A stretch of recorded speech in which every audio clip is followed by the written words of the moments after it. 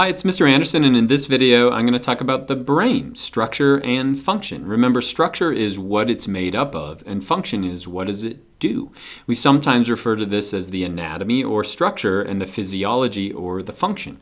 And so the cool thing is that we're going to go through 17 different structures in the brain, kind of lay out the basic plan of the brain, but you're using your brain to process it. And if you do a good job when we get to the end and I review all the parts, you should be able to tell me what their structure is and what their function is. And so what type of organisms have brains? It's the animals. Animals use nerves, they have muscles to move around, and so they have to organize that movement. And so they use a brain. And so if we look at the two basic body plans of animals, some are radially symmetrical. In other words, they're built around almost a tire. And then some are bilaterally symmetrical. In other words, a tiger, you could draw a line right down the middle. There's going to be a clear right side and a left side. There's going to be a clear front and end. And as we became bilaterally symmetrical, we had to organize that movement. And so this is a simple animal body plan. And so this animal is going to move towards the right. And as it does so, it has to take in information. We call that sensory information using neurons. And so right now you're taking in sensory information from your eyes, from your ears, and then inside your brain you're going to integrate that information. You're going to make sense of it, and then you're going to figure out what you want to do, how you're going to act dependent upon that. And so then we have this loop of motor neurons out, or motor nerves. And so this loop in simple animals is also important in understanding how our brain works. But if we look at these real primitive brain, we find that they have a real common structure. They have these four humps, and we call those the first one's not a hump, but the spinal cord. We then have the hindbrain, the midbrain, and then we finally have the forebrain. And we find this consistent throughout all animals. And if we look at something like a shark, it pretty much looks just like that primitive brain. You can see down here we've got the spinal cord that's bringing information in. We then have the hindbrain, the midbrain, and the forebrain. And so one thing you should remember is that the closer we are to that spinal cord, the more basic the functions are. And so right down in this hindbrain, it's going to be basically keeping the heart beating, keep the circulation going, digestion in the shark. But when a shark decides to attack you, or it has some kind of an emotional response, that's going to be way up here in the forebrain. Now, if we look at you when you were really little, when you were an embryo, you had a brain that looked very similar. You had a spinal cord, you then had a hindbrain, you had a midbrain, and then you had a forebrain. But during development, that brain changes radically. And so this is what an adult brain looks like. So we still see that spinal cord. We then have the hindbrain, we have the midbrain, but look how large that forebrain is going to be. And so that's where all of those emotions and memories and all of that thinking we generally attribute to the brain is going to be in the forebrain.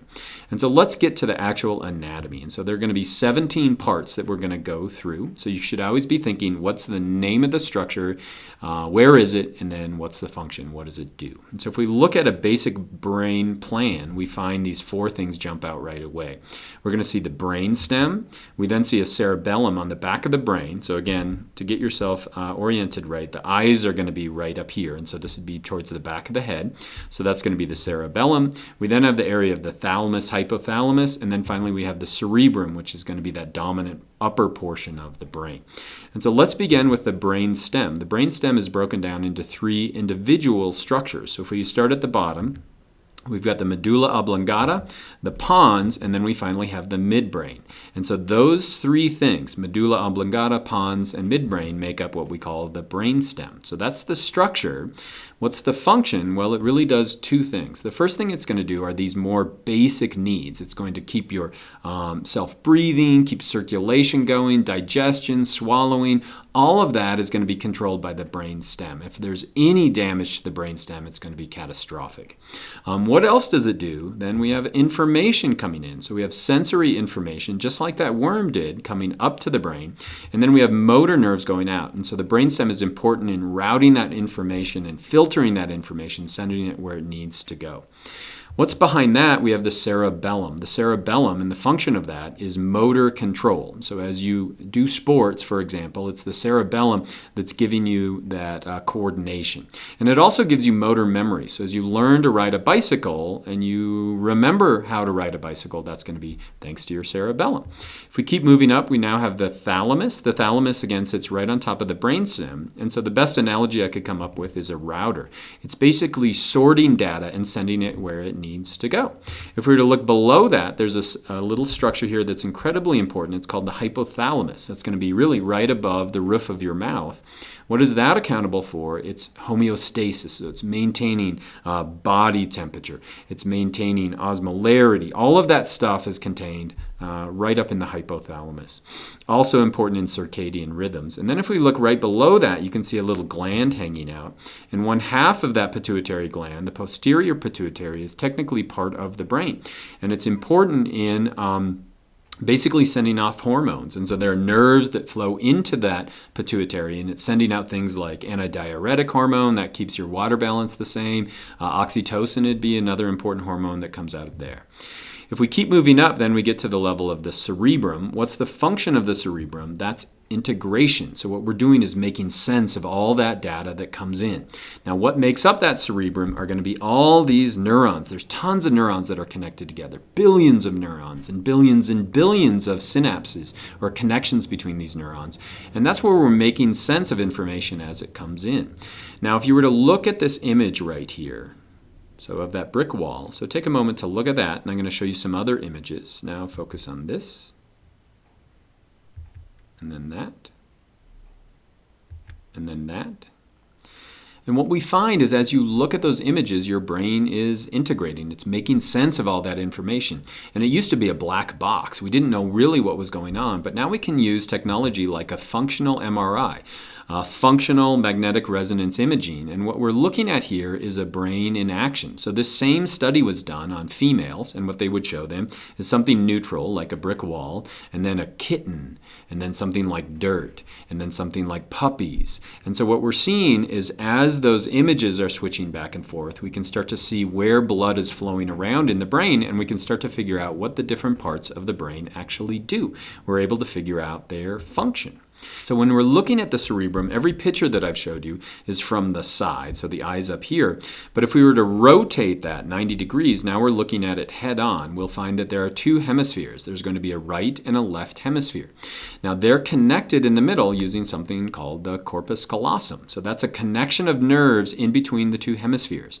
And we do tend to show lateralization. There are going to be certain things that we put kind of on the left side of our brain, like mathematical reasoning and logic, and things that we put on the right side, like facial recognition. Now, this is plastic. In other words, we can move these functions back and forth. And you can even have a radical hemispherectomy where you're cutting one of these out and you still have a functioning brain. Now, if we were to go right below the corpus callosum, we get into this area called the basal ganglia, and it's made up of a bunch of nuclei. What are nuclei, or what is a nucleus in a brain? It's basically a bunch of neurons that are right next to each other that have the same function. And so all of these nuclei together make up what's called the basal ganglia. And you can see this would be the corpus callosum connecting it together as well. So this is below the cerebral cortex. What's the function of that? Well, scientists have been able to figure out there's this complex interaction of inhibition and excitatory response between these neurons, and basically it controls a lot of our motor control. And if you have somebody who has Parkinson's disease, then we're having problems in this basal ganglia area. As we move farther up the brain, we eventually get to the cerebral cortex, and that's going to make up about 80% of the brain. So it's most of the brain itself, and it's broken apart into these 4 lobes. And so if we start in the front of the brain, we have what's called the frontal lobe. What's the function of that? It's mostly executive function. So it's kind of like the boss of your brain. It's emotional control up there. And if we have people who have damage to that frontal lobe, they have really huge emotional swings. As we move back towards the back of the brain, we get to the parietal lobe. What's the function of that? It basically is sensation. It's you dealing with and reacting to your environment. So we have a lot of neurons coming in here from sensory input. As we move to the back, we have the occipital lobe. The function of that is vision, primarily vision. And then we move onto the side, we have what are called the temporal lobe. Temporal lobe is going to be important in language. It's important in hearing. It's also important in memory. We have a lot of memories in there. And so each of these lobes have different functions that are associated with it, and hopefully those little icons help you remember those functions. Now, if we were to go inside the parietal zone, we'd find a really important part here. It's called the somatosensory cortex. And that's where sensory information is coming into the brain. And then on the other side of the lobe, we have what's called the motor cortex. And so going way back to that worm, we have information coming in, sensory information, and then we have motor output coming out. And so that's going to be a point of integration where we get information in, decide what we want to do with it, and then send that message back out. Now, if we were to look at that somatosensory cortex and map it along the cerebral cortex, we would find that we dedicate huge amounts of that brain surface area to things like your fingers, your tongue, your lips. In other words, we have way more neurons and way more sensory information coming in from your fingers as opposed to, for example, your back. We don't have as much of it dedicated to that on the backside. We could also use functional MRIs and then even an operation to figure out where a lot of these things are located, like speech and smell and hearing. But over the future, we're going to get really, really good at figuring out specifically what are all the different parts of the brain, what are the nuclei, what do they do, and even mapping it down to the level of the neuron. So how did you do? Do you remember those 17 different structures and their functions? Well, it's time to review. So let's go through it. What's this one at the bottom? Overall, we call that the brain stem. Hopefully you got that. What are the three parts of the brain stem, though? Do you remember that? Could you pause the video and then say what they are? Well, starting from the bottom, remember, we have the medulla oblongata, we then have the pons, and then we have the midbrain. So that's going to be the structure and where it's found. Can you remember the two functions of the brain stem? Two big things were, number one is to maintain breathing, heart rate, digestion, swallowing, so these fundamental properties of life. But what's the second one? Remember, it's to sort information going up and down. What's behind that? What's that structure called? That is the cerebellum. And so what's the cerebellum do? Remember, that's coordination, motor control, and also motor memory. Do you remember what sits right up above the brainstem? That is the thalamus. What's the thalamus do? Remember, it sorts information as it moves up to the upper parts of the cerebrum. What's below that? That is the hypothalamus. Underneath that, what's that do? Remember, that's homeostasis. It's maintaining that internal body state. Do you remember what hangs off the bottom of that? That is the posterior pituitary. Hopefully you're doing well so far. If we keep going then, what is this upper portion of the brain called? We call that the cerebrum. Okay, let's keep going into the cerebrum then. So do you remember what's that connection between the two hemispheres of the brain? We call that the corpus callosum. And do you remember what we call those little nuclei that are found below that cerebrum?